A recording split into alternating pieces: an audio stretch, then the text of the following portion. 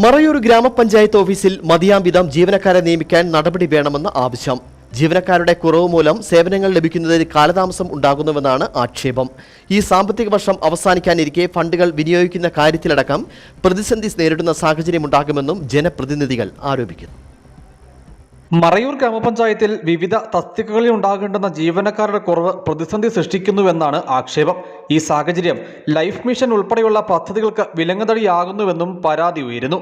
13 വാർഡുകളുള്ള പഞ്ചായത്തിൽ ആദിവാസികൾ ഉൾപ്പെടെ പട്ടികജാതി പട്ടികവർഗ കുടുംബങ്ങളാണ് ഏറെയുമുള്ളത്. വിദൂര ഗ്രാമങ്ങളിൽ നിന്ന് കിലോമീറ്ററുകളോളം കാൽനടയായും വാഹനക്കൂലി നൽകിയുമൊക്കെ ഓരോ ആവശ്യങ്ങൾക്കായി ഗ്രാമപഞ്ചായത്ത് ഓഫീസിലെത്തുമ്പോൾ ജീവനക്കാരുടെ കുറവ് മൂലം കാര്യം നടക്കാതെ തിരികെ പോകേണ്ടി വരുന്ന സാഹചര്യം വലിയ പ്രായോഗിക ബുദ്ധിമുട്ട് സൃഷ്ടിക്കുന്നുവെന്നും പരാതിയുണ്ട്.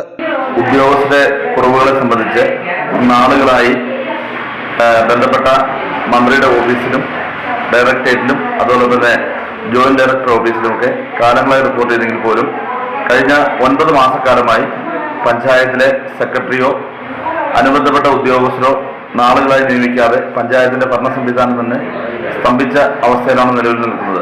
പഞ്ചായത്തിലെ സേവനങ്ങൾക്ക് വേണ്ടി ഇവിടെ വരുമ്പോൾ 16 കിലോമീറ്റർ കൂടുതൽ ആദിവാസി മേഖലയിലെ 16 കിലോമീറ്റർ കൂടുതൽ ആളുകൾ നടന്നു വന്നാൽ പോലും അവർക്ക് അടിയന്തരമായ സേവനം ലഭിക്കാത്ത സാഹചര്യമാണ് നിലവിലുള്ളത്. പ്രശ്നപരിഹാരം ആവശ്യപ്പെട്ട വകുപ്പ് മന്ത്രിയെ നേരിട്ട് കണ്ട് നിവേദനം നൽകിയിട്ടും നടപടിയില്ലെന്നാണ് ആരോപണം.